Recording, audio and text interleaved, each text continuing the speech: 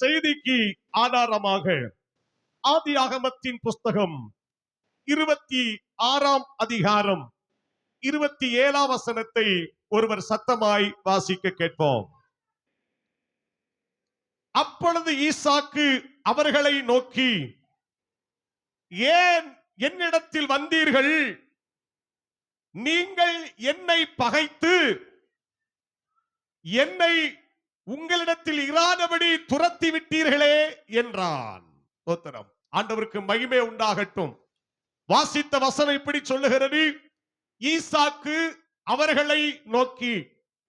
ஈசாக்கு அவர்களை நோக்கி, எவர்களை நோக்கி?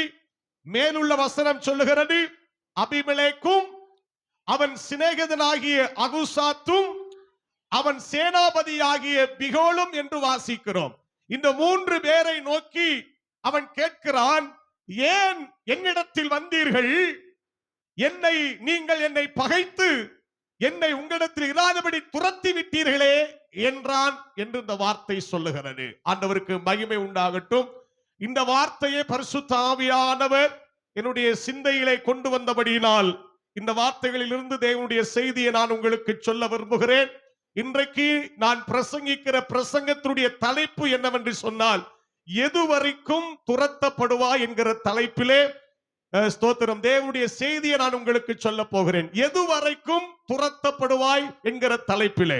அன்பானவர்களே, இன்றைக்கும் உலகத்தில் இருக்கிற மனிதர்கள் ஏதோ ஒன்று அவர்களை துரத்த அவர்கள் ஓடிக்கொண்டே இருக்கிறார்கள். ஸ்தோத்திரம். உலகத்தில் ஏதோ ஒன்று மனிதனை துரத்தி கொண்டே இருக்கிறது. பாவம் ஒரு மனிதனை துரத்தி கொண்டே இருக்கிறது. வியாதி ஒரு மனிதனை துரத்தி கொண்டே இருக்கிறது. ஆண்டவருக்கு மகிமை உண்டாகட்டும். சில பிசாசின் வல்லமைகள் மனிதனை துரத்தி கொண்டே இருக்கிறது. சில மனுஷ வல்லமைகள் மனிதனை துரத்தி கொண்டே இருக்கிறது. சில பாரம் மனிதனை துரத்தி கொண்டே இருக்கிறது. சில கவலைகள் மனிதனை துரத்தி கொண்டே இருக்கிறது. சில இச்சையின் ஆவிகள் மனிதனை துரத்தி கொண்டே இருக்கிறது. ஏதோ ஒன்று மனிதனை துரத்தி கொண்டிருக்க மனிதன் ஓடிக்கொண்டே இருக்கிறான். ஆண்டவருக்கு மகிமை உண்டாகட்டும். அநேகர் இந்த உலகத்திலே கடன் பாரத்தால் ஸ்தோத்திரம் துரத்தப்படுகிறார்கள். அநேகர் வேதனைகளால் துரத்தப்படுகிறார்கள். ஏதோ ஒன்று மனிதனை துரத்தி கொண்டே இருக்கிறது. அவர்கள் ஓடிக்கொண்டே இருக்கிறார்கள். இதற்கெல்லாம் ஒரு முற்றுப்புள்ளி வேண்டாமா? இதற்கெல்லாம் ஒரு விடை வேண்டாமா? ஆனபடியினாலே தான் பரிசுத்த ஆவியானவர் சொல்லுகிறார், நீ எதுவரைக்கும் துரத்தப்படுவாய். ஸ்தோத்திரம். ஒரு முற்றுப்புள்ளியை கர்த்தர் வைத்திருக்கிறார். ஒரு விடுதலையை கர்த்தர் வைத்திருக்கிறார். விசுவாசிக்கிற தேவ பிள்ளைகள் இந்த வார்த்தை அப்படியே விசுவாசித்து கரங்களை தட்டி ஆண்டவரை மகிமைப்படுத்தலாமா? ஆண்டவருக்கு மகிமை உண்டாகட்டும். ஹல்லேலூயா. இதுவரைக்கும் ஏதோ சில வல்லமைகள் உன்னை துரத்தி கொண்டிருக்கிறதோ, இதுவரைக்கும் ஏதோ தீய சக்திகள் உன்னை துரத்தி கொண்டிருக்கிறதோ, ஏதோ ஒன்று உன்னை துரத்த நீ உயிருக்கு பயந்து ஓடிக்கொண்டிருக்கிறாயோ, என்ன செய்வேன் என்று சொல்லி கலங்கி ஓடிக்கொண்டிருக்கிறாயோ, இன்றைக்கு பரிசுத்த ஆவியானவர் சொல்லுகிறார், இதுவரைக்கும் உன்னை துரத்தி கொண்டு வந்த எல்லா வல்லமைகளுக்கும் எல்லா காரியத்திற்கும் முடிவுண்டாக்கி அந்த வல்லமைகள் இதோடு நின்று போகத்தக்கதாய் சேனைகளின் கர்த்தர் நம் நடுவிலே கிரியை செய்வேன் என்று கர்த்தர் வாக்கு கொடுக்கிறார். ஒரு ஆமென் சொல்லுங்கள். அல்லேலூயா. ஒன்று நீங்களாகவே அல்லேலூயா சொல்ல வேண்டும். இல்ல நான் அல்லேலூயா சொல்லுங்கன்னு சொன்னா அதை கேட்டு நீங்க சொல்லணும். தானா சொல்லணும். இல்ல நான் சொன்னதை வச்சு நீங்க சொல்லணும். ஒரு ஆமென் சொல்லுங்க. கர்த்தர் உங்களை ஆசீர்வதிக்கட்டும். பிரியமானவர்களே, நான் வாசித்த அந்த வசனத்திலே ஈசாக்கை பெலிஸ்தியர்கள் துரத்தி கொண்டிருந்தார்கள். ஈசாக்கை பெலிஸ்திய ஆவிகள் துரத்தி கொண்டிருந்தது. ஆனபடினாலே தான் இந்த 3 பேரை பார்த்து அவன் கேட்கிறான், நீங்கள் ஏன் என்னிடத்தில் வந்தீர்கள் என்று கேட்கிறான். ஆண்டவருக்கு மகிமை உண்டாகட்டும். நீங்கள் என்னை பகைத்தீர்கள் அல்லவா? நீங்கள் என்னை உங்களிடத்திலிருந்து இராதபடி துரத்தி விட்டீர்கள் அல்லவா என்று கேட்கிறான். கர்த்தருக்கு மகிமை உண்டாகட்டும். ஈசாக்கு பெலிஸ்திய வல்லமைகளால் ஈசாக்கு துரத்தப்பட்டான். ஆண்டவருக்கு மகிமை உண்டாகட்டும். அந்த சம்பவத்தை நம்ம எல்லாரும் வேதத்திலே வாசித்து அறிந்து கொள்ள முடியும். கர்த்தர் ஈசாக்கை ஆசீர்வதித்தார். அவன் 100 மடங்கு ஆசீர்வாதத்தை பெற்றுக்கொண்டான். ஈசாக்கு 100 மடங்கு ஆசீர்வாதத்தை பெற்றுக்கொண்டான். கர்த்தருக்கு மகிமை உண்டாகட்டும். நாளுக்கு நாள் அவன் விருத்தி அடைந்தான். நாளுக்கு நாள் அவன் வளர்ந்து மகா பெரியவனாய் மாறினான் என்று வேதம் சொல்லுகிறது. ஸ்தோத்திரம். ஈசாக்கு ஆண்டவர் ஆசீர்வதிக்கிறார். விருத்தி அடைந்தான், வளர்ந்தான், மகா பெரியவனாய் மாறினான். ஆனால் எனக்கு அன்பானவர்களே, சில நாட்களுக்கு பின்பாக ஈசாக்குடைய வாழ்க்கையிலே பெலிஸ்திய ஆவிகள் அவனை துரத்த ஆரம்பித்தது. ஆண்டவருக்கு மகிமை உண்டாகட்டும். இந்த வளர்ச்சியை கண்டு பெலிஸ்தியர்கள் அவன் மேல் பொறாமைப்பட்டார்கள். ஈசாக்க பார்த்த உடனே பெலிஸ்தியருக்கு பொறாமை வந்துச்சான். வளர்ச்சியை கண்டு பொறாமைப்பட்டு அந்த பொறாமையினாலே அந்த ஆபிரகாமுடைய நாட்களில் அவருடைய வேலைக்காரர் வெட்டின துறவுகளை எல்லாம் அவர்கள் என்ன செய்தார்களாம்? தூர்த்து மண்ணினால் நிரப்பி போட்டார்கள். பொறாமையில ஈசாக்குடைய ஆசீர்வாதத்தை அழிக்கிறேன்னு சொல்லி, இவ்வளவு ஆசீர்வாதமா இருக்கிறானே, இவனுடைய ஆசீர்வாதத்தை கெடுக்கணும்னு சொல்லி ஆபிரகாமுடைய நாட்களில் உண்டான எல்லா துறவுகளையும் தூர்த்து மண்ணினால் நிரப்பி போட்டார்கள். ஈசாக்கு பாருங்க, வாழ்க்கையில சற்று தடுமாறுகிற ஒரு நேரம் வந்தது. அன்பானவர்களே, ஒரு பக்கத்தில் ஆசீர்வாதம் இருந்துச்சு, ஆனா இப்பொழுது பெலிஸ்திய ஆவிகள் பொறாமை கொண்டு அவனுக்கு விரோதமாய் எழும்ப ஆரம்பித்தார்கள். கர்த்தருக்கு மகிமை உண்டாகட்டும். அவனை பார்த்து நேராகவே அந்த அபிமெலேக்கு சொன்னானாம், ஈசாக்கை பார்த்து, எங்களை விட்டு போய்விடு, எங்களை பார்க்கிலும் நீ பலத்தவனாய் மாறிவிட்டாய், எங்களை விட்டு நீ போய்விடு என்று சொல்லி நேர ஈசாக்க பார்த்து சொல்லுகிறான், எங்களை விட்டு போய்விடு. ஆண்டவருக்கு மகிமை உண்டாகட்டும். பிரியமானவர்களே, அந்த இடத்தை விட்டு அவன் போறான். கெராரூரில் பள்ளத்தாக்கிலே போய் அவன் இருக்கிறான். ஸ்தோத்திரம். அங்கேயும் அவர்கள் வருகிறார்கள். தகப்பனுடைய நாட்களில் உண்டான துறவுகளை எல்லாம் மறுபடியும் தோண்ட ஆரம்பிக்கிறான். ஆனால் பெலிஸ்தியர்கள் அதை மண்ணினால் தூர்த்து போட்டார்கள். அன்பானவர்களே, மறுபடியும் பிரயாசப்படுகிறான். மறுபடியும் அவன் செய்த ஆசீர்வாதத்துக்கெல்லாம் கேடு உண்டாக்கும்படி அதை மண்ணினால் தூர்த்து போட்டார்கள். இவன் போக போக போக இந்த பெலிஸ்தர்கள் இவனை துரத்தி கொண்டே போகிறார்கள். இவன் போக போக இவனை துரத்தி கொண்டே போகிறார்கள். ஒரு துறவை வெட்டுகிறான், அதை மண்ணினால் தூர்த்து போடுகிறார்கள். அந்த இடத்தை விட்டு போகிறான், மறுபடி ஒரு துறவை தோண்டுகிறான், அதையும் மண்ணினால் தூர்த்து போடுகிறார்கள். இப்படியே வாழ்க்கை போயிட்டே இருந்துச்சுங்க. ஸ்தோத்திரம். பெலிஸ்தர்கள் துரத்த துரத்த துரத்த ஈசாக்கு ஓடிக்கொண்டே இருந்தான். ஒரு நாள் வந்தது. ஆண்டவருக்கு மகிமை உண்டாகட்டும். பிரியமானவர்களே, எதுவரைக்கும் சத்துரு நம்மை துரத்த முடியும்? எதுவரைக்கும் சத்துரு நம்மோடு போராட முடியும்? எதுவரைக்கும் சத்துரு நம்மோடு யுத்தம் பண்ண முடியும்? எல்லாவற்றிற்கும் தேவன் ஒரு முடிவை கர்த்தர் வைத்திருக்கிறார். எல்லாவற்றிற்கும் தேவன் ஒரு முடிவை கர்த்தர் வைத்திருக்கிறார். விசுவாசத்தோடு ஆண்டவருடைய வார்த்தைகளை கேட்பீர்களே ஆனால், அன்பு தேவ பிள்ளையே, ஒருவேளை ஈசாக்கை போல சில வல்லமைகள் உன்னை துரத்தி கொண்டு போனாலும், அப்படிப்பட்ட வல்லமைக்கு ஒரு முற்றுப்புள்ளி வைக்கும்படியாய் பரிசுத்த ஆவியானவர் இந்த காலவெளியில நம்மோடு இடைப்பட்டு கொண்டிருக்கிறார். ஆண்டவருக்கு மகிமை உண்டாகட்டும். அந்த துரத்தி கொண்டு வருகிற அந்த பொல்லாத ஆவிகளுக்கு ஒரு முடிவுண்டாக்க ஆண்டவர் கிரியை செய்ய ஆரம்பித்தார். இவன் போக போக போக துரத்த துரத்த இவன் போக போக துரத்த துரத்த இவன் போக போக ஆண்டவருக்கு மகிமை உண்டாகட்டும். ஒரு நாள் துரத்துவதை அவர்கள் நிறுத்தி விட்டார்கள். ஈசாக்குக்கு பின்னால் வருவதை அவர்கள் நிறுத்தி விட்டார்கள். ஈசாக்க துரத்தல, ஈசாக்குக்கு பின்னால வரல, ஈசாக்க துரத்துவதை அவர்கள் நிறுத்தி கொண்டார்கள். எப்படி அது நிறுத்தப்பட்டது? துரத்தி கொண்டு வந்த பெலிஸ்திய ஆவிகள் எப்படி நிறுத்தப்பட்டது? வாசிக்கலாம். ஆதியாகமத்தின் புஸ்தகம் 26ஆம் அதிகாரம் 23ஆம் வசனம். அங்கே இருந்து பெயர்சபாவுக்கு போனான். போதும். இப்ப ஈசாக்கு எங்கே போகிறான்? பெயர்சபாவுக்கு போகிறான். இந்த பெயர்சபாவுக்கு போன பிற்பாடு இந்த பெலிஸ்தியர்கள் ஈசாக்கை துரத்தினார்களா என்று நீங்கள் வாசித்து பார்ப்பீர்களே ஆனால், ஈசாக்கை துரத்தவில்லை. இருக்கீங்களா? அவர் அல்லேலூயா சொல்லாமா? அல்லேலூயா. பெயர்சபாவுக்கு ஈசாக்கு வந்தபோது பெலிஸ்தியர்கள் ஈசாக்கை துரத்துவதை நிறுத்தி விட்டார்கள். ஸ்தோத்திரம். அப்படியானால் நம்மை துரத்தி கொண்டு வருகிற சில வல்லமைகள் நிறுத்தப்பட வேண்டுமானால் நாம் எந்த இடத்தில் இருக்க வேண்டும்? பெயர் சபாவில் இருக்க வேண்டும். ஒரு ஆமென் சொல்லுங்க. ஸ்தோத்திரம். நம்மோடு போராடி கொண்டிருக்கிற வல்லமைகள் அழிக்கப்பட வேண்டுமானால், நம்மோடு போராடி கொண்டிருக்கிற வல்லமைகள் நிறுத்தப்பட வேண்டுமானால் நாம் பெயர் சபாவிலே இருக்க வேண்டும். ஸ்தோத்திரம். இப்போ ஈசாக்கு பெயர் சபாவுக்கு வருகிறார். அப்படி என்னதான் பெயர் சபாவில் இருக்கிறது என்று நீங்கள் வேதத்தை வாசித்து பார்ப்பீர்களே, ஆனால் பெயர் சபா என்ற வார்த்தைக்கு 7 ஆணையின் கிணறு என்ற அர்த்தமாம். ஆண்டவருக்கு மகிமை உண்டாகட்டும். பெயர் சபா என்ற வார்த்தைக்கு 7 ஆணையின் கிணறு என்ற அர்த்தமா. இங்க கொஞ்சம் உங்க செவியை என் பக்கமா திருப்புங்க, வசனத்து பக்கமா திருப்புங்க. இப்ப நான் என்ன சொன்னேன்? பெயர் சபா என்றால் என்ன? 7 ஆணையின் கிணறு. தோத்திரம். அல்லது உடன்படிக்கையின் இடம் என்று பொருள். தோத்திரம். இப்போ துரத்தி கொண்டு வந்த வல்லமைகள் நிறுத்தப்பட வேண்டுமானால் ஈசாக்கு பெயர் சபாவுக்கு வர வேண்டும். பெயர் சபா என்றால் 7 ஆணையின் கிணறு அல்லது உடன்படிக்கையின் இடம். இது எப்படி சொல்லுகிறோம் என்று சொன்னால், ஆதியாகமத்தின் புஸ்தகம் 21ஆம் அதிகாரத்தை திருப்பிக் கொள்ளுங்கள்.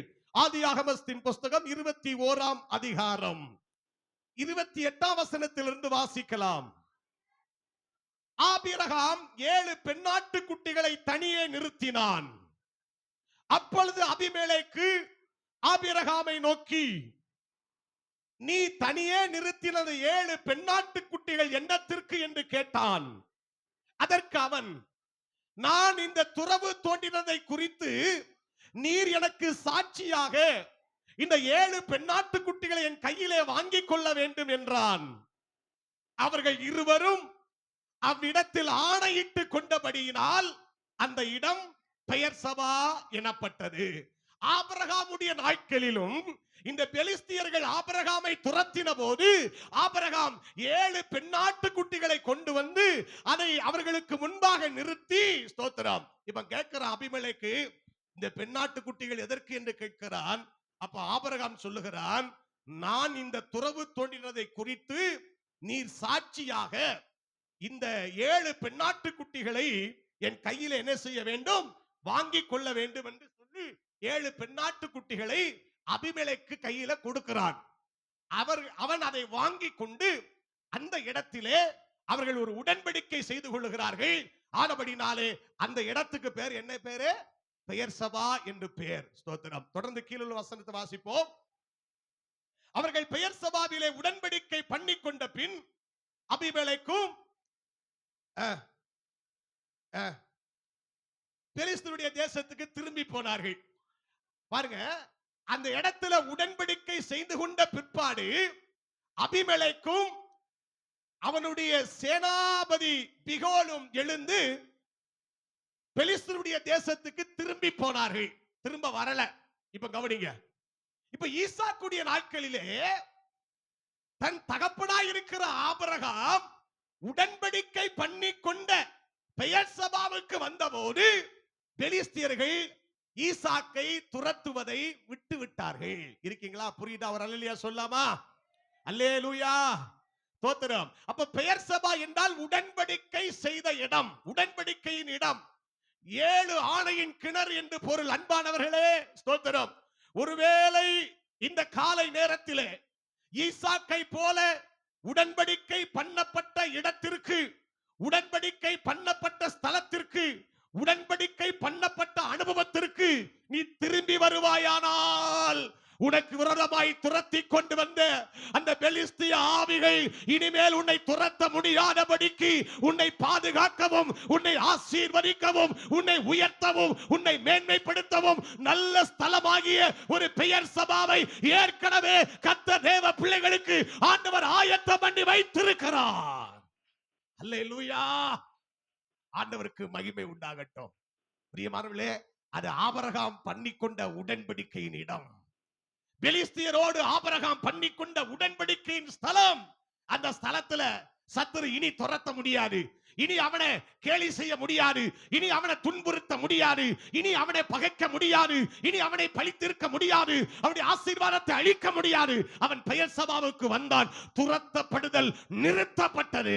கரங்களை தட்டி ஆண்டவரை மகிமைப்படுத்தலாமா? துரத்தப்படுகிறது நிறுத்தப்பட வேண்டுமானால் பெயர் சபாவுக்கு வரணும். பெயர் சபாவுக்கு வரணும். ட்ராக் மாறி போயிடக்கூடாது. அன்பானவர்களே, உடன்படிக்கையின் ஸ்தலத்தை மறந்து போய்விடக் கூடாது. உடன்படிக்கையின் ஸ்தலத்தை மறந்து போகக்கூடாது. ஆண்டவருக்கு எப்போதுமே அவர் நல்லவர். ஆண்டவர் நல்லவர். ஏன் தெரியுமா? உடன்படிக்கையிலே ஆண்டவர் எப்பவுமே உண்மையா இருப்பாருங்க. ஆண்டவர் ஸ்தோத்திரம். நோவா காலத்துல இனி நான் ஜலப்பிரளயத்தினால் அந்த உலகத்தை என்ன செய்ய மாட்டேன், அழிக்க மாட்டேன் என்று அவனோடு ஒரு உடன்படிக்கை பண்ணினாராம். இப்ப பாருங்க, உடன்படிக்கை பண்ணினதை இதுவரைக்கும் கர்த்தர் ஞாபகப்படுத்திக்கிட்டே இருக்கிற சில நேரங்கள்ல வானத்தில் அப்படியே வானவில் உண்டாகிறதை நாம் பார்க்கிறோம். உடன்படிக்கை நோவாவோடு பண்ணினதை இன்றைக்கு வரைக்கும் கர்த்தர் அதை பாதுகாத்துக்கிட்டே இருக்கிறார் பாருங்க. அதுல உண்மையா இருக்கிறார் பாருங்க. ஆபிரகாமுக்கு அந்த சந்ததிக்கு மாம்சத்தினால் உண்டாகிற ஒரு உடன்படிக்கை கர்த்தர் ஏற்படுத்தினார். அந்த உடன்படிக்கையை இதுவரைக்கும் ஆண்டவர் அதுல உண்மையா இருக்கிறாரு. ஸ்தோத்திரம். நோவாவுடைய காலத்துல ஜலப்பிரளயத்தை அழிக்காதபடிக்கு ஒரு உடன்படிக்கை செய்தார். ஆபிரகாமுடைய காலத்துல மாம்சத்தினால் ஒரு உடன்படிக்கை செய்கிறார். ஸ்தோத்திரம். அந்த உடன்படிக்கையில் ஆண்டவர் உண்மையா உள்ளவராய் இருக்கிறார். ஸ்தோத்திரம். இஸ்ரவேல் ஜனங்கள் 400 வருஷம் எகிப்து தேசத்திலே அடிமைப்பட்ட பொழுது, பைபிள் அழகாய் சொல்லுகிறது, எகிப்து தேசத்திலே அடிமைப்பட்ட பொழுது அவர்கள் பெருமூச்சை கர்த்தர் கேட்டு ஆபிரகாமோடு பண்ணிக்கொண்ட உடன்படிக்கையை கர்த்தர் நினைவு கூர்ந்தார் என்று பைபிள் சொல்லுகிறது. 400 வருஷம் ஆனாலும் சரி, 40,000 வருஷம் ஆனாலும் சரி, உடன்படிக்கையில ஆண்டவர் உண்மை உள்ளவரா இருக்கிறாரு. நல்ல ஒரு ஆண்டவர் நல்ல கரங்களை தட்டி மகிமைப்படுத்தலாமா? Praise the Lord. ஹல்லேலூயா. 4000 வருஷமானாலும் சரி, 400 வருஷமானாலும் சரி, 40,000 வருஷமானாலும் சரி, உடன்படிக்கையில கர்த்தர், அந்த வசனம் அவ்வளவு அழகா இருக்கு பாருங்க. அவர்கள் பெருமூச்சை கர்த்தர் கேட்டு ஆபிரகாமோடு பண்ணின உடன்படிக்கையை ஆண்டவர் நினைவு கூர்ந்தார். அன்பானவர்களே, இன்றைக்கு கர்த்தர் நம்மோடு பண்ணிக்கொள்ளுகிற உடன்படிக்கை என்ன தெரியுமா?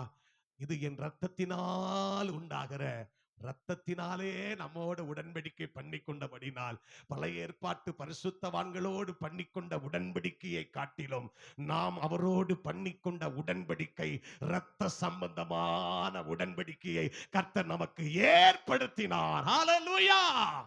ஆண்டவருக்கு மகிமை உண்டாகட்டும். அப்ப உடன்படிக்கை பண்ணப்பட்ட, உடன்படிக்கை ஏற்படுத்தப்பட்ட இடத்திற்கு மறுபடியும் ஈசாக்கு திரும்பி வந்தான். அன்பானவர்களே, திருச்சபையே, விசுவாசியே, சகோதரனே, சகோதரியே, உடன்படிக்கையை மறந்து, உடன்படிக்கையின் ஸ்தலத்தை மறந்து, உடன்படிக்கையின் அனுபவத்தை மறந்து உன் கால்கள் வேற இடத்திற்கு போய்விட்டதோ, ஓ அதனால் சில வல்லமைகளால் துரத்தப்பட்டாயோ, சில போராட்டங்களால் துரத்தப்பட்டாயோ, சில எதிரிகளால் துரத்தப்பட்டாயோ, உன்னை துரத்தி கொண்டிருக்கிற அனைத்துக்கும் ஒரு முற்றுப்புள்ளி வைக்கும்படி இந்த ஆராதனை வேளையிலே கர்த்தர் சொல்லுகிறார். மறுபடியும் அந்த உடன்படிக்கையை புதுப்பித்துக் கொள். மறுபடியும் அந்த உடன்படிக்கைக்கு நேராய் கடந்து வா. ஸ்தோத்திரம். உன்னோடு போராடி கொண்டிருக்கிற வல்லமையை, உனக்கு விரோதமாய் எழும்புகிற வல்லமைகளை நான் நிர்மூலமாக்குவேன் என்று சேனைகளில் கர்த்தர் சொல்லுகிறார். அல்லேலூயா. ஸ்தோத்திரம். ஆண்டவருக்கு மகிமை உண்டாகட்டும். பிரியமானவர்களே, பெயர் சபாவுக்கு வந்தபோது பெலிஸ்தியர்கள் துரத்துவதை விட்டுவிட்டார்கள். ஸ்தோத்திரம். பெயர் சபாவிலே அவனுக்கு கிடைத்த ஆசீர்வாதத்தை பாருங்கள். அப்படி திருப்பிக் கொள்ளுங்கள் எல்லாரும். ஆதியாகமத்தின் புஸ்தகம், பிரைஸ் தி லார்ட். பைபிள் வச்சிருங்க, கொஞ்சம் தரங்க பிரதர் கண்ணன் அவர்களே, கொஞ்சம் பைபிள் தரங்க பார்க்கலாம். ஆதியாகமத்தின் புஸ்தகம் 26ஆம் அதிகாரம் 24ஆம் வசனம். அன்று ராத்திரியிலே, மேலுள்ள வசனத்தை வாசிங்க. அங்கே இருந்து பெயர் சபாவுக்கு போனான். அன்று ராத்திரியிலே கர்த்தர் அவனுக்கு தரிசனமாகி, நான் உன் தகப்பனாகிய ஆபிரகாமுடைய தேவன், பயப்படாதே, நான் உன்னோட கூட இருந்து என் ஊழியக்காரனாகிய ஆபிரகாமின் நிமித்தம் உன்னை ஆசீர்வதித்து உன் சந்ததியை நான் பெருக பண்ணுவேன் என்றார். ஆண்டவருக்கு மகிமை உண்டாகட்டும். அவன் பெயர் சபாவுக்கு போனான். அந்த ராத்திரியிலே, என்னைக்கு பெயர் சபாவுக்கு போனானோ அந்த ராத்திரியிலே கர்த்தர் அவனுக்கு தரிசனமாகி அவர் சொல்றாரு, நீ பயப்படாத, நான் உன் கூட இருப்பேன், உன்னை ஆசீர்வதிப்பேன், உன் சந்ததியை பெருக பண்ணுவேன்னு சொன்னாரு. நல்ல ஒரு கை தட்டி ஆண்டவரை மகிமைப்படுத்தலாமா? Praise the Lord. பெயர் சபாவுக்கு வந்தபோது கர்த்தருடைய வார்த்தை வருது, ஆண்டவருடைய வார்த்தை வருது. ஸ்தோத்திரம்.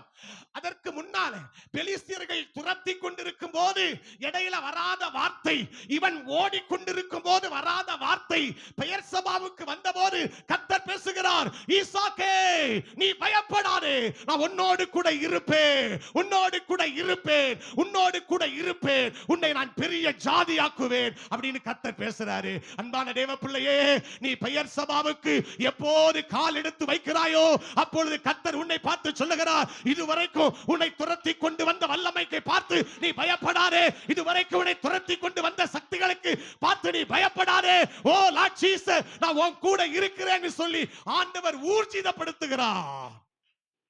உன் கூட நான் இருப்பேன்னு கர்த்தர் சொல்றாரு. உன் கூட நான் இருப்பேன்னு ஆண்டவர் சொல்றாரு. நீ பயப்படாத, அவன் கூட இருப்பேன். ஆண்டவருக்கு மகிமை உண்டாகட்டும். சொன்னவர் யாரு தெரியுமா? அண்ட சராசரத்தையும் படைத்த ஆண்டவர் சொல்றாரு, பயப்படாத. பிரியமானவர்களே, கர்த்தரிடத்திலிருந்து ஒரு வார்த்தை வந்துச்சுன்னு வைங்களேன், அது அப்படி நம்மளை அப்படி தூக்கி நிறுத்திடும். ஆண்டவரிடத்திலிருந்து புறப்பட்டு வந்த ஒரு வார்த்தை நம்ம கண்டிப்பா நமக்கு ஒரு பெரிய பலத்தை தரும். ஸ்தோத்திரம். நம்ம எல்லாம் வாழ்க்கையில் அதை அனுபவித்து இருக்கிறோம். சோர்ந்து போன நேரங்களிலே, தளர்ந்து போன நேரங்களிலே ஆண்டவருடைய வார்த்தை நமக்கு வரும்போது, பிரியமானவர்களே, எத்தனை நேரம் அந்த வார்த்தை நம்ம தூக்கி நிறுத்தி இருக்கிறது தெரியுமா? கலங்கின நேரங்கள், கண்ணீர் வடித்த நேரங்கள், இருதயம் நொறுக்கப்பட்ட நேரங்கள், எனக்கு யாரும் இல்லை என்று அழுத நேரங்கள், கைவிடப்பட்டேன் என்ற உணர்ந்த அனுபவங்களிலே ஆண்டவருடைய வார்த்தை நம்மை தேற்றி இருக்கிறதுனால தான் இதுவரைக்கும் நீங்களும் நானும் ஜீவனோடு இருக்கிறோம். ஹல்லேலூயா. என் அப்பன் இயேசு ஒரு நாளும் நம்ம கைவிடவே இல்லை. ஆண்டவருக்கு மகிமை உண்டாகட்டும். அந்த நேரத்துல, அந்த ராத்திரியில பெயர் சபாவு உடன்படிக்கை பண்ணப்பட்ட ஸ்தலத்துக்கு ஈசாக்கு வந்தபோது, உடன்படிக்கையை அவன் நினைத்த போது, உடன்படிக்கையை மறுபடியும் அவன் புதுப்பித்துக் கொள்ளும் போது, அந்த ராத்திரியில கர்த்தர் அவனை பார்த்து சொல்லுகிறார், நீ பயப்படாதே, நீ பயப்படாதே, அவன் கூட நான் இருப்பேன்னு ஆண்டவர் சொல்றாரு. ஆண்டவருக்கு மகிமை உண்டாகட்டும். பெரிய சந்தோஷம் ஈசாக்குக்கு வந்திருக்கோம். கர்த்தர் என் கூட பேசி இருக்கிறாரு, ஆண்டவர் என் கூட பேசி இருக்கிறாரு. எவ்வளவு பெரிய சந்தோஷம் பாருங்க. ஆராதனைகளிலே கர்த்தர் நம்மோடு பேசுகிறார், சொப்பனங்களிலே கர்த்தர் நம்மோடு கூட பேசுகிறார், தரிசனத்தின் மூலமாய் கர்த்தர் நம்மோடு பேசுகிறார், பாடல் மூலமாய் கர்த்தர் நம்மோடு கூட பேசுகிறார். அவர் வார்த்தை மட்டும் இல்லைன்னா நம்ம எம்டியா போயிடுவோம். அவர் வார்த்தை இருக்கிறதுனால தான் கொஞ்சம் உயிரோடு இருக்கிறோம். ஆண்டவர் நமக்கு தந்த வார்த்தைகளுக்காக, தந்து கொண்டிருக்கிற வார்த்தைகளுக்காக, தரப்போகிற வார்த்தைகளுக்காக நல்ல ஒரு கையை தட்டி ஆண்டவரை மகிமைப்படுத்தலாமா? Praise the Lord. ஹல்லேலூயா. அவர் வார்த்தையாகிய தேவன், வார்த்தையாகிய தேவன், வார்த்தையாகிய தேவன். அன்பானவர்களே, இப்ப ஆண்டவர் பேசிட்டார், பயப்படாதேன்னு சொன்ன உடனே ஈசாக்குக்கு பெரிய சந்தோஷம். இந்த ஆண்டவர் பேசி முடித்த பிற்பாடு, அடுத்து ஒரு சம்பவம் நடக்கிறது. வாசித்த அதே 26, 27 வசனத்தை வாசிக்கலாம். அபிமெலேக்கும் அவன் சிநேகிதனாகிய அகுசாத்தும் அவன் சேனாபதியாகிய பிகோலும் கேராரில் இருந்து அவனிடத்திற்கு வந்தார்கள். அப்பொழுது ஈசாக்கு அவர்களை நோக்கி, ஏன் என்னிடத்தில் வந்தீர்கள்? நீங்கள் என்னை பகைத்து என்னை உங்களிடத்தில் இராதபடி துரத்தி விட்டீர்களே என்றான். அதற்கு அவர்கள், நிச்சயமாய் கர்த்தர் உம்மோடு கூட இருக்கிறார் என்று நாங்கள் கண்டோம், ஆகையால் எங்களுக்கும் உமக்கும் ஒரு ஆணை ஏற்பாடு உண்டாக வேண்டும் என்று நாங்கள் நிர்ணயம் பண்ணி, பிரியமானவர்களே, இனி நாங்க உம்மை என்ன செய்ய மாட்டோம், நாங்க உம்மை தொடவே மாட்டோம். ஒரு ஆமென் சொல்லுங்க பார்க்கலாம். Praise the Lord. பெயர் சபாவுக்கு வந்தபோது முதலாவது கர்த்தர் பேசினார்.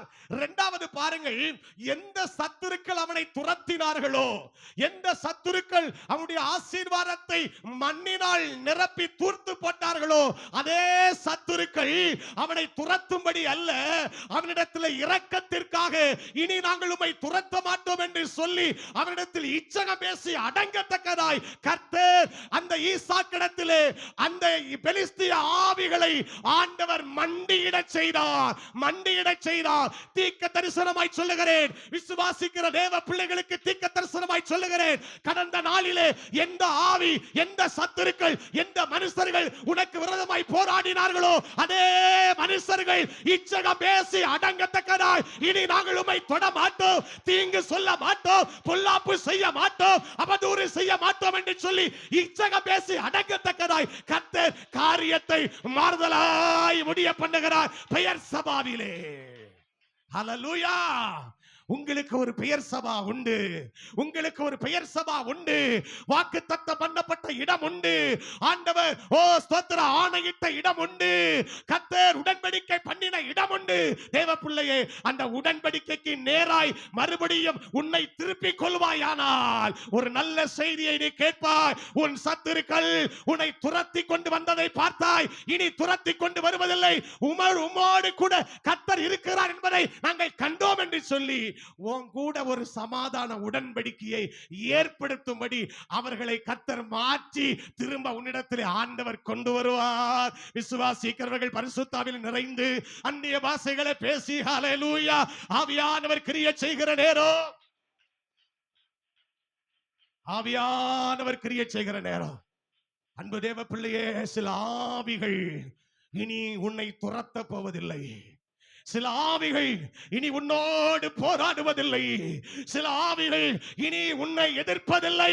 அந்த ஆவிகளை கர்த்தர் உன் பாதத்துக்கு கீழே, உன் பாதத்துக்கு கீழே, உன் பாதத்துக்கு கீழே, உன் கண்ணுக்கு முன்னால அந்த ஆவியை கர்த்தர் பணிய பண்ணுகிறார். உனக்கு விரோதமாய் போராடுகிற ஆவி பணிந்து போகிறது, பணிந்து போகிறது. கர்த்தர் கிரியை செய்கிறார், ஆண்டவர் கிரியை செய்கிறார். விசுவாசத்தோடு ஆண்டவரை மகிமைப்படுத்துங்கள். ஹல்லேலூயா, ஹல்லேலூயா, ஹல்லேலூயா. கர்த்தர் நல்லவர். அன்பானவர்களே, அவர்கள் சொன்னார்கள், இனி நாங்க உம்மை தொடவே மாட்டோம், ஒரு நாளும் உமக்கு நாங்க தீமை செய்யவே மாட்டோம், நன்மையைத்தான் செய்வோம்னு சொன்னாங்க. தோத்திரம் பாருங்க, நாங்கள் உம்மை தொடாமல் நன்மையானதையே உமக்கு நாங்கள் செய்து, நன்மையானதே நாங்கள் செய்வோம். தீமை செஞ்சவன நன்மை செய்கிறவனாய் கர்த்தர் மாற்றுகிற இடம் தாங்க பெயர் சபா. ஹல்லேலூயா. தீமை செய்த அநேகர் நன்மை செய்ய போகிறார்கள். நீங்கள் எனக்கு தீமை செய்தீர்கள், கர்த்தரோ அதை நன்மையாய் முடிய பண்ணினார். அவன் பெயர் சபாக்கு வந்தாங்க. அந்த தரிசனத்தை யோசேப்பு மறக்கல, அந்த தரிசனத்தை மறக்கல. 17 வயதிலே கிடைத்த சொப்பனம் தரிசனம் மறந்து போகல, அது நிறைவேற ஆரம்பித்தது. அந்த தரிசனத்துக்கு நேராக யோசேப்பு தன்னை திருப்பிக் கொண்ட போது அவன் சொல்லுகிறான், நீங்கள் எனக்கு தீமை செய்தீர்கள், கர்த்தரோ அதை நன்மையாய் முடிய பண்ணினார். தீமை செய்த ஜனங்கள் நன்மை செய்யும்படி கர்த்தர் திருப்புகிற காலம் இது. தீமை செய்த கரங்கள் நன்மை செய்ய வேண்டும் என்று துடிக்கிற காலம் இது.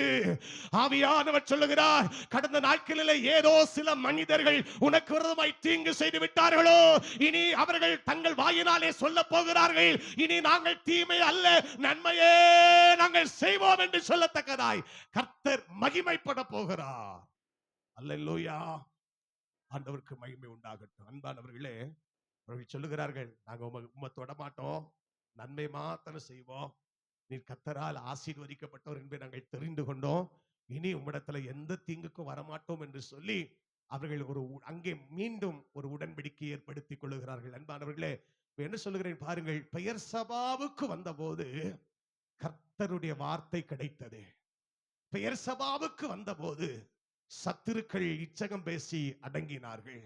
பெயர் சபாவுக்கு வந்த போது பைபிள் சொல்லுகிறது, 32ஆம் வசனத்தை வாசிக்கலாம். அந்நாளில் தானே ஈசாக்கின் வேலைக்காரர் வந்து தாங்கள் துறவு வெட்டின செய்தியை அவனுக்கு அறிவித்து தண்ணீர் கண்டோம் என்றார்கள். பாருங்க, அதுக்கு மேலுள்ள வசனத்தை வாசிங்க. அதிகாலையில எழுந்து ஒருவருக்கொருவர் ஆணையிட்டுக் கொண்டார்கள். ஈசாக் அவர்களை அனுப்பிவிட்டான், அவர்கள் போய்விட்டார்கள். அந்த நாளிலே ஒரு செய்தி வருகிறது. அந்த நாளிலே ஒரு நல்ல செய்தி வருகிறது. ஈசாக்கின் வேலைக்காரர்கள் ஒரு நல்ல செய்தியை கொண்டு வருகிறார்கள். என்ன செய்தி தெரியுமா? தண்ணீர் கண்டோம் என்று சொல்லுகிறார்கள். அன்பானவர்களே, பெயர் சபாவிலே உங்களுக்கு ஒரு நற்செய்தி காத்திருக்கிறது. பெயர் சபாவிலே உங்களுக்கு ஒரு நற்செய்தி காத்திருக்கிறது. 3 காரியங்களை நாம் இந்த வேத பகுதியிலே வாசித்து அறிந்து கொள்ள முடியும். பெயர் சபாவுக்கு அவன் திரும்பி வந்தபோது அவனை துரத்தின சத்துருக்கள் நிறுத்தப்பட்டார்கள். கர்த்தருடைய வார்த்தை அவனுக்கு பிரத்யட்சமாய் கிடைத்தது. சத்துருக்கள் இச்சகம் பேசி அடங்கினார்கள். அது மாத்திரமல்ல, ஒரு புதிய ஆசீர்வாதத்தை அந்த நாளில் அவன் காது கேட்கிறது. ஒரு புதிய ஆசீர்வாதத்தை. என்ன? நாங்கள் தண்ணீர் கண்டோம். ஒரு ஆமென் சொல்லுங்க. உங்க வாழ்க்கையில நீங்க பேர் சபாவுக்கு வரும்போது ஒரு நல்ல செய்தி உங்க காது கேட்கும். இதுவரைக்கும் தீமையான செய்தியை கேட்டிருக்கிறீங்களா? இதோ ஒரு நற்செய்தி. உங்களுக்கு ஒரு ஆசீர்வாதம், உங்களுக்கு ஒரு புதிய ஆசீர்வாதம் கிடைக்கும். ஒரு புதிய நன்மை உங்களுக்கு கிடைக்கும். ஒரு புதிய நன்மை உங்களுக்கு கிடைக்கும். உங்களுக்கு ஒரு நல்ல செய்தி உங்கள் காதிலே வருகிறது. நாங்கள் தண்ணீரை கண்டோம், நாங்கள் தண்ணீரை கண்டோம், நாங்கள் தண்ணீரை கண்டோம். அந்த நல்ல செய்தியை பரிசுத்த ஆவியானவர் கேட்க செய்வார். விசுவாசிக்கிறீங்களா? அல்லேலூயா சொல்லாமா? அல்லேலூயா. ஒரு நற்செய்தி, ஒரு நல்ல செய்தி. நாங்கள் தண்ணீரை கண்டோம். ஆண்டவருக்கு மகிமை உண்டாகட்டும். அப்ப துரத்தப்படுகிற சத்துருக்கள் நிறுத்தப்பட வேண்டுமானால் ஈசாக்கு பெயர் சபாவுக்கு வர வேண்டும். அப்பொழுது சத்துருக்கள் நிறுத்தப்பட்டார்கள். 3 ஆசீர்வாதங்கள் அவனுக்கு அங்கே உண்டாகிறது. ஆண்டவருக்கு மகிமை உண்டாகட்டும். பிரியமானவர்களே, இன்னொரு வசனத்தை வேத பகுதியை நாம் வாசிக்கலாம். யோசுவாவின் புஸ்தகம் 24 அதிகாரம் 6 வசனத்தை வாசியுங்கள். யோசுவா 24 6 வசனம். நான் உங்கள் பிதாக்களை எகிப்திலிருந்து புறப்பட பண்ணின போது சமுத்திர கரைக்கு வந்தீர்கள். எகிப்தியர் ரதங்களோடும் குதிரை வீரரோடும் உங்கள் பிதாக்களை சிவந்த சமுத்திரம் மட்டும் பின்தொடர்ந்தார்கள். இப்ப இஸ்ரவேல் ஜனங்களுக்கு ஒரு பிரச்சனை வருதுங்க.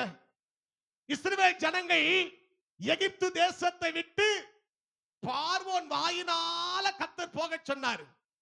ஒரு நிமிஷம் கூட தாமதிக்காத எல்லாரும் என்ன செய்யுங்க, புறப்பட்டு போங்கன்னு சொல்லி அவனே வரட்டுதான். ஸ்தோத்திரம். இஸ்ரவேல் ஜனங்கள் எல்லாரும் புறப்பட்டு வருகிறார்கள். எல்லாரும் புறப்பட்டு வருகிறார்கள். ஸ்தோத்திரம். ஆனா ஆண்டவர் அவனுடைய இருதயத்தை கடினப்படுத்தினார். கர்த்தர் அவன் இருதயத்தை கடினப்படுத்தினார். ஸ்தோத்திரம். கடினப்படுத்தின போது ஒரு செய்தி அவன் காதுல விழுது. இங்கே இருந்து எகிப்து தேசத்திலிருந்து புறப்பட்டு போன இஸ்ரவேலர்கள் வழி தெரியாமல் வனாந்தரத்திலே அப்படியே பரதேசியா அலைந்து திரிகிறார்கள் அப்படிங்கிற செய்தி பார்வோனுடைய காதுக்கு போகுது. வாசிக்கலாம். யாத்திராகமத்தின் புஸ்தகம் 14 அதிகாரம் 3 வசனம். யாத்திராகமம் 14:3. அப்பொழுது பார்வோன் இஸ்ரவேல் புத்திரரை குறித்து அவர்கள் தேசத்திலே திகைத்து திரிகிறார்கள், வனாந்தரம் அவர்களை அடைத்து போட்டது என்று சொல்லுவான். கர்த்தருக்கு மகிமை உண்டாகட்டும். இப்ப பாருங்க, இப்படிப்பட்ட ஒரு சூழ்நிலையிலே இஸ்ரவேல் ஜனங்களை மறுபடியும் அவன் துரத்த வேண்டும் என்று சொல்லி தன் ரதத்தை பூட்டி தன் ஜனங்களை கூட்டிக் கொண்டு பிரதானமான 600 ரதங்களையும் எகிப்தில் உள்ள மற்ற ரதங்களையும் அவைகள் எல்லாவற்றிற்கும் அதிபதிகளான வீரரையும் கூட்டிக் கொண்டு இஸ்ரவேல் ஜனங்களை துரத்த ஆரம்பிக்கிறான் பார்வோன். இஸ்ரவேல் ஜனங்கள் முன்னால என்ன இருக்கிறது? செங்கடல், சிவந்த சமுத்திரம். பின்னால பார்வோனினுடைய படைகள். முன்னாலே சிவந்த சமுத்திரம் இருக்கிறது, பின்னாலே பார்வோனின் படைகள் இருக்கிறது. இவன் துரத்த துரத்த பின்தொடர இவர்கள் ஓடிக்கொண்டே இருக்கிறார்கள், ஓடிக்கொண்டே இருக்கிறார்கள், ஓடிக்கொண்டே இருக்கிறார்கள். ஆனா ஆண்டவர் ஒரு முடி வச்சிருந்தார். ஆண்டவர் கர்த்தர் ஒரு முடி வச்சிருக்கிறார். எதுவரைக்கும் துரத்தப்படுவாய்? பெயர் சபா வரைக்கும் தான்.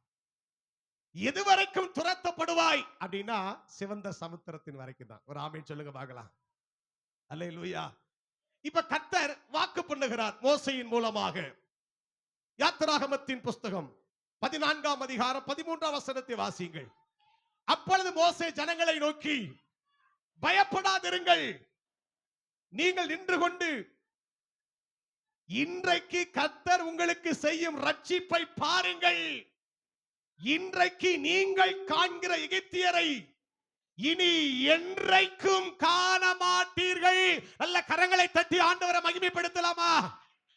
இதுவரைக்கும் உன் கண்கள் பார்த்த எகிப்தின் வல்லமைகளை இனி காண மாட்டாய் அப்படின்னு கர்த்தர் சொல்றாருங்க. என்ன, எப்படி ஆண்டவர் பேசுறாரு, எப்படி பேசுறாரு, எந்த விதத்துல பேசுறாரு? அவர் பேசுவதற்கு கொஞ்சமாக சம்பந்தம் இருக்கிறதா? பின்னாலே பார்வோனுடைய படை வருகிறது, முன்னாலே சிவந்த சமுத்திரம் இருக்கிறது, எங்கேயும் போக முடியாது. இந்த நேரத்தில் கர்த்தர் பேசுறாரு, இன்றைக்கு கண்ட எகிப்தியனை இனிமேல் காண மாட்டா என்று கர்த்தர் சொல்லுகிறார். என்ன நடக்க போகிறது, என்ன சம்பவிக்க போகிறது, என்ன மாற்றம் நடக்க போகிறது? அருமையானவர்களே, ஆண்டவர் பேசுகிற வார்த்தை சில நேரம் அப்படித்தான் இருக்கும். ஒரு ஆமென் சொல்லுங்க.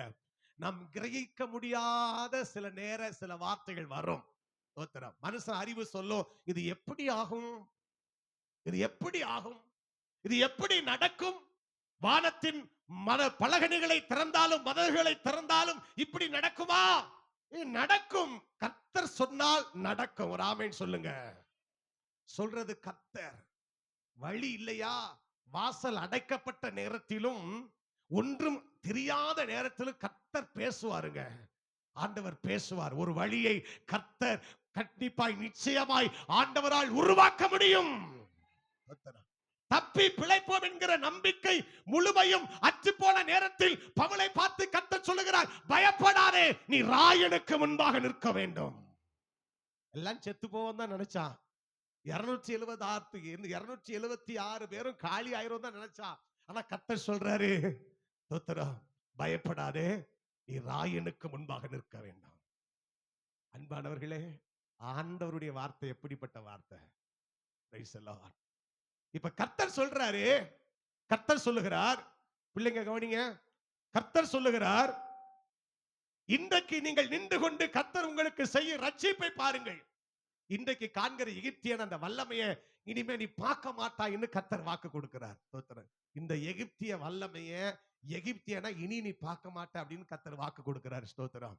அன்பானவர்களே, பின்னால பார்வோனுடைய பல பல பல படைகள், பிரதானமான ரதங்கள், பிரதானமான ரதங்கள், அப்படித்தான் பைபிள் சொல்லுகிறது. பிரதானமான 600 ரதங்கள் பாருங்க.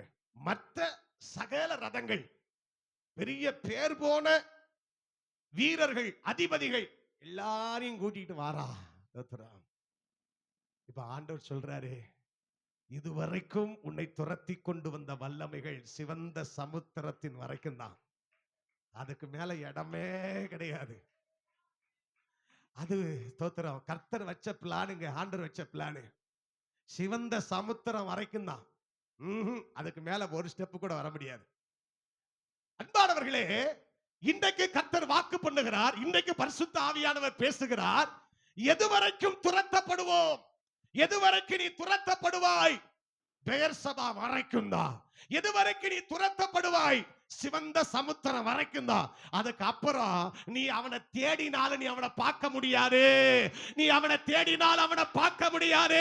ஏன்னா யுத்தம் இது உன்னுடைய யுத்தம் அல்ல, என்னுடைய யுத்தம் அல்ல, இது கர்த்தருடைய யுத்தம். கர்த்தர் உங்களுக்காக யுத்தம் பண்ணுவார், நீங்கள் சும்மா இருப்பீர்கள்.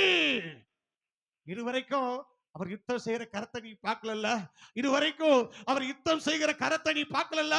இந்த வனாந்தரத்துல நீ செங்கடலுக்கு வருகிற வரைக்கும் அவருடைய யுத்தத்தை நீ பார்க்கல. இப்ப கர்த்தர் புதுசா சொல்றாரு, உன்னை ஆண்டவர் புதிதாய் செய்ய போகிறார். இன்றைக்கு அவர் உங்களுக்காக யுத்தம் பண்ணுவார், நீங்கள் சும்மா இருப்பீர்கள். யுத்தம் அவருடையது, யுத்தம் அவருடையது, யுத்தம் கர்த்தருடையது, யுத்தம் கர்த்தருடையது. சில வல்லமைகள் உங்களுக்கு எதிராய் போராடி கொண்டிருக்கிறது. பரிசுத்த ஆவியானவர் சொல்லுகிறார், அதை என்னிடத்தில் விட்டுவிடு, அதை என்னிடத்தில் விட்டு நான் போராடி நான் யுத்தம் பண்ணி அதுல ஒரு ஜெயத்தை, அதுல ஒரு மேன்மையை, அதுல ஒரு ஆசீர்வாதத்தை நான் உனக்கு தருவேன் கர்த்தர் சொல்லுகிறார். நீ அந்த வல்லமையோடு போராடாத. நீ அந்த வல்லமையோடு போராட முடியாது. நான் உனக்கு யுத்தம் செய்கிற இடத்துல வந்துட்டேன். நான் உனக்கு யுத்தம் செய்கிற இடத்துல வந்துட்டேன். உன்னை துரத்துகிறவருக்கு முடிவுண்டாக்குற ஒரு சிவந்த சமுத்திரத்தின் அண்டையில நீ வந்து விட்டாய். இனி யுத்தத்தை என் கையில விட்டுரு. இனி யுத்தத்தை என் கையில கொடுத்துரு. நான் யுத்தம் பண்ண போறேன். நான் யுத்தம் பண்ண போறேன். கர்த்தர் சொல்லுகிறார், நான் யுத்தம் பண்ண போறேன்.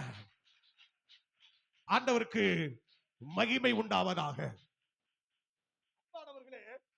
இப்ப கர்த்தர் உங்களுக்காக யுத்தம் பண்ணுவார், நீங்கள் சும்மா இருப்பீர்கள் அப்படின்னு ஆண்டவர் வாக்கு கொடுத்தார். நடந்தது என்ன பாருங்க. தோத்திரம்.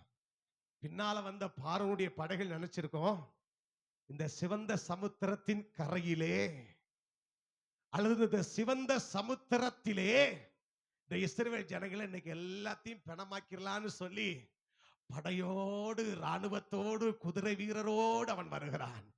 இந்த அன்பானவர்களே, யுத்தம்னா என்னன்னு தெரியாதப்பா இஸ்ரவேலருக்கு. யுத்தம்னா என்னன்னு தெரியாது. யுத்தத்திலே பழக்கப்பட்டவனும் அல்ல. பஸ்கா ஆட்டுக்குட்டியின் ரத்தத்தினால எகிப்திலிருந்து மீட்கப்பட்டவன். வேறொன்று அவனுக்கு தெரியாது. இந்த அன்பானவர்களே, அவன் நினைச்சான் இதோடு காலி பண்ணலான்னு சொல்லி. ஆனா பஸ்கா ஆட்டுக்குட்டியின் ரத்தத்தினாலே மீட்கப்பட்ட தேவ பிள்ளைகள் சிவந்த சமுத்திரத்தில் அழிந்து போகாதபடி பாதுகாக்கப்பட்டது போல புதிய ஏற்பாட்டிலே இயேசு கிறிஸ்துவின் இரத்தத்தினால கழுவப்பட்ட தேவ பிள்ளைகள் நிச்சயமாய் எதிரியின் வல்லமைகள் இருந்து அவர்கள் பாதுகாக்கப்படுவார்கள் என்பதிலே சந்தேகமே இல்லை. ஆண்டவருக்கு மகிமை உண்டாகட்டும். அன்பானவர்களே, நடந்தது என்ன?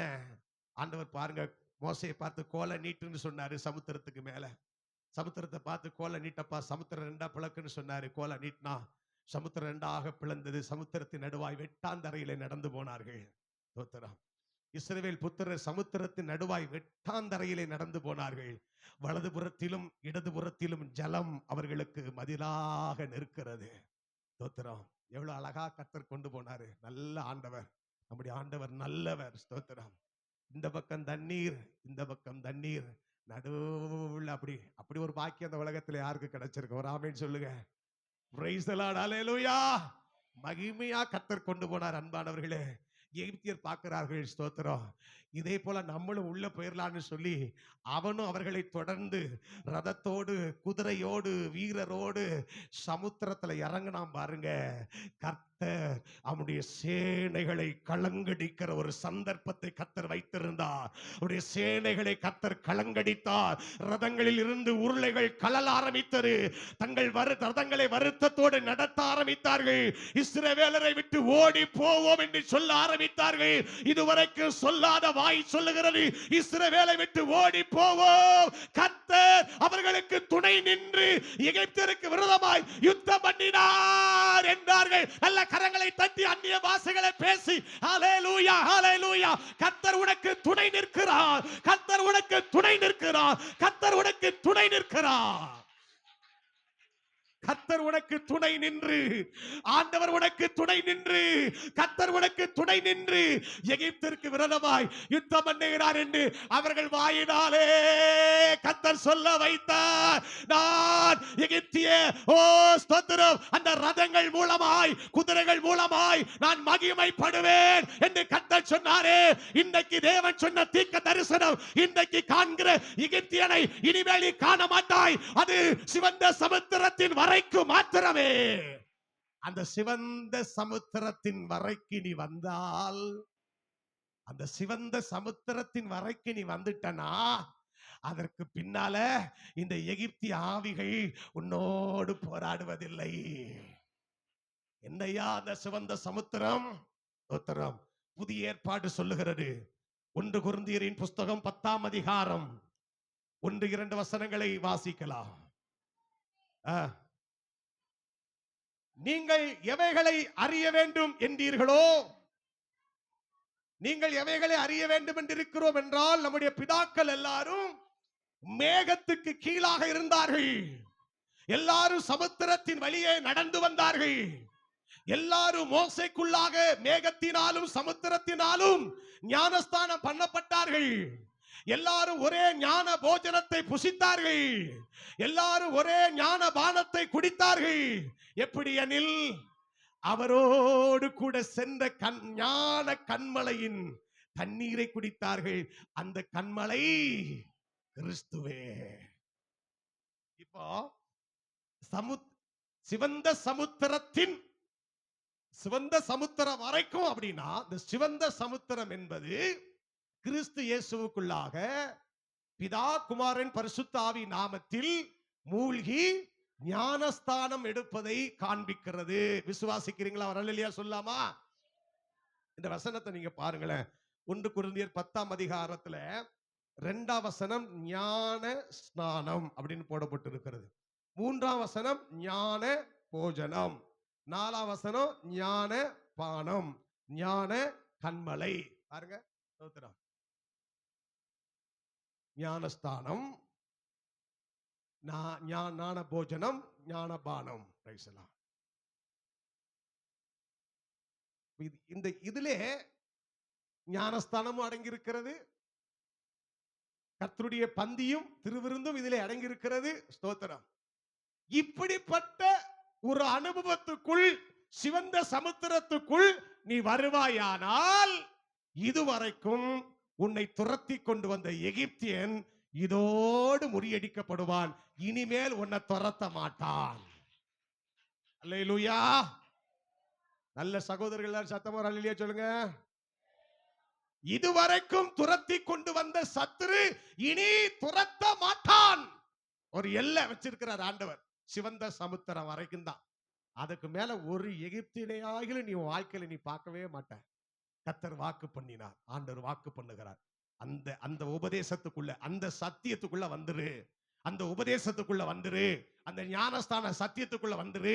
அந்த கர்த்தருடைய சரீரமாகிய அந்த அவருடைய சரீரத்தை மாம்சமாக, அந்த மாம்சத்தை நீ புசித்த அந்த ரத்தத்தை நீ பானம் பண்ணு. அந்த ஞான போஜனம், அந்த ஞான பானம், அந்த ஞான கண்மலையா இருக்கிற கிறிஸ்து நமக்கு தருகிற இந்த பந்தியிலே நீ பங்கெடுப்பாயானால் அந்த எகிப்தியனை நீ பார்க்க மாட்டாய் என்று கர்த்தர் சொன்னார். அல்லேலூயா.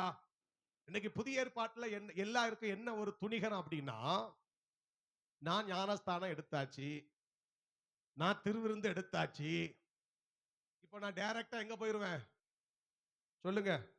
டைரக்டா நான் பரலோகத்துக்கு போயிருவேன். ஞானஸ்தானம் எடுத்தாச்சு, நான் திருவிருந்து எடுத்தாச்சு, நேரா பரலோகத்துக்கு போயிருவேன்.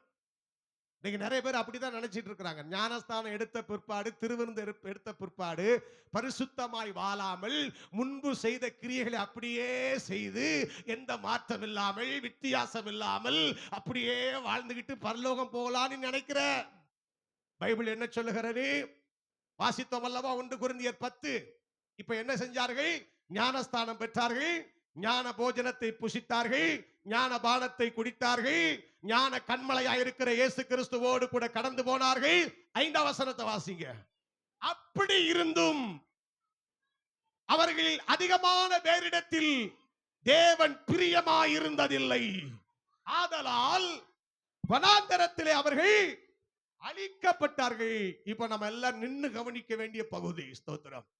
ஞானஸ்தானம் எடுத்தாச்சு, திருவிருந்து எடுத்தாச்சு, இனி அவ்வளவுதான், எப்படி வேண்டுமானாலும் ஜீவிக்கலாம், பரலோகம் போகலாம் என்று தப்பு கணக்கு போட்டுக் கொண்டிருக்கிற விசுவாசியே, ஒரு சத்தியத்தை ஆவியானவர் சொல்லுகிறார்.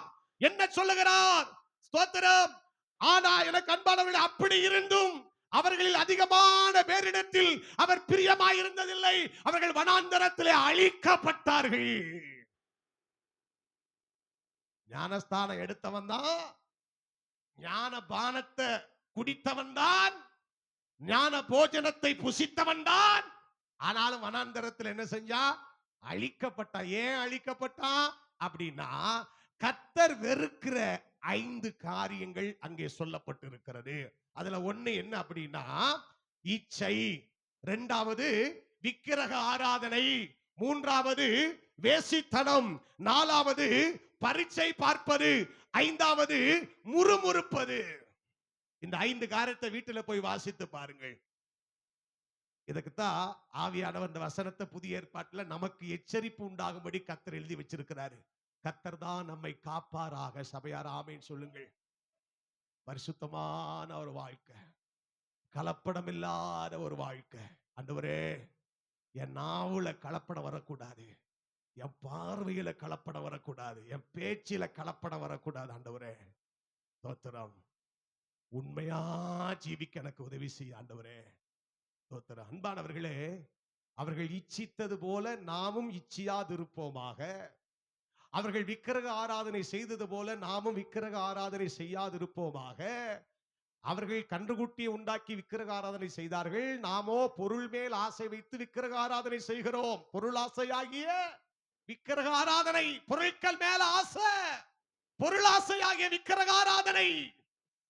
எச்சரிக்கையாக இருக்க வேண்டும். அது நமக்கு கண்ணி, அது ஒரு விக்கிரக ஆராதனை. ஸ்தோத்திரம். எப்படியாக இந்த வருஷத்துல கூட 5 பவுன சேர்த்துறணும், அத கழுத்துல மாட்டிரணும். ஆண்டவருக்கு மகிமை உண்டாகட்டும். கர்த்தர் ரட்சிப்பாராக. ஆமென் சொல்லுங்கள். பொருளாசையாகிய விக்கிரக ஆராதனை, அப்புறம் வேசித்தனம், கர்த்தரை பரீட்சை பார்ப்பது, முறுமுறுப்பது, இப்படிப்பட்ட சுபாவம் இருந்ததுனால தான் கர்த்தர் அவர்களிடத்தில் அவர் பிரியமா இல்லையா. இந்த 5 சுபாவம் நமக்குள்ள இருந்தா நம்ம மேல ஆண்டவர் பிரியமா இருக்க மாட்டாருங்க. ஸ்தோத்திரம். அதனால ஆண்டவருடைய சமூகத்துல நீங்க ஒவ்வொரு நாளும் சொல்லணும், ஏசப்பா எனக்குள்ள இந்த உலக பிரகாரமான இச்சையிலிருந்து என்னை விடுவித்து காத்தருளும். விக்கிரக ஆராதனையிலிருந்தும், வேசித்தனத்தில் இருந்தும், பரீட்சை பார்ப்பதிலிருந்தும், முறுமுறுப்பதிலிருந்தும் என்னை விலக்கி காத்தருளும் ஆண்டவரே. உண்மை மனதோடு கூட என்றைக்கு நீ சிவந்த சமுத்திரத்தின் அருகிலே வருகிறாயோ, அதுவரைக்கும் உன்னோடு போராடி கொண்டிருந்த எகிப்திய வல்லமைகள் உனக்கு முன்பாக நிர்மூலமாக்கப்படுவதை உன் 2 கண்களினாலே காண்பாய் என்று பரிசுத்த ஆவியானவர் சொல்லுகிறார். அல்லேலூயா. எதுவரைக்கும் துரத்தப்படுவாய்? சிவந்த சமுத்திரத்தின் வரைக்கும். எதுவரைக்கும் துரத்தப்படுவாய்? பெயர் சபா வரைக்கும். ஆண்டவருக்கு மகிமை உண்டாகட்டும். பிரியமானவர்களே, இன்னொரு காரியம் இருக்கிறது, சொல்ல நமக்கு சமயம் இல்லை. ஆனால் நான் வார்த்தையை முடிக்கிறேன். 2 காரியங்களை நாம் கற்றுக்கொண்டிருக்கிறோம். எது வரைக்கும்? சிவந்த சமுத்திரத்தின் வரைக்கும்.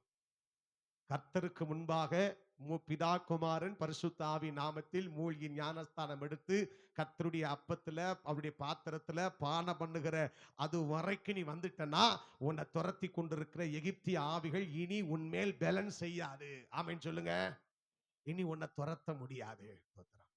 அதனால வேத வசனத்துக்கு நேராக நம்மை அப்படியே விட்டு கொடுத்து இடம் கொடுத்து, எதுவரைக்கும் நீ துரத்தப்படுவாய்? ஏதோ சில ஆவிகள், சில வல்லமைகள், சில போராட்டங்கள், சில கவலைகள், சில பாரங்கள் எக்ஸெட்ரா, ஏதோ சில காரியம் உங்களை துரத்தி கொண்டே இருக்கிறதா? அதை துரத்துகிறதுக்கு ஒரு முற்றுப்புள்ளி கர்த்தர் வைக்க போறாரு. எல்லாரும் இருக்கிற இடத்துல அப்படி முழங்கால் போடலாமா? எல்லாரும் அப்படி முழங்கால் படிட்டு ஆண்டவருடைய சமூகத்தை நோக்கி நாம் பார்க்க போகிறோம். ஹல்லேலூயா. எல்லாரும் அப்படி முழங்கால் படிடுவோம்.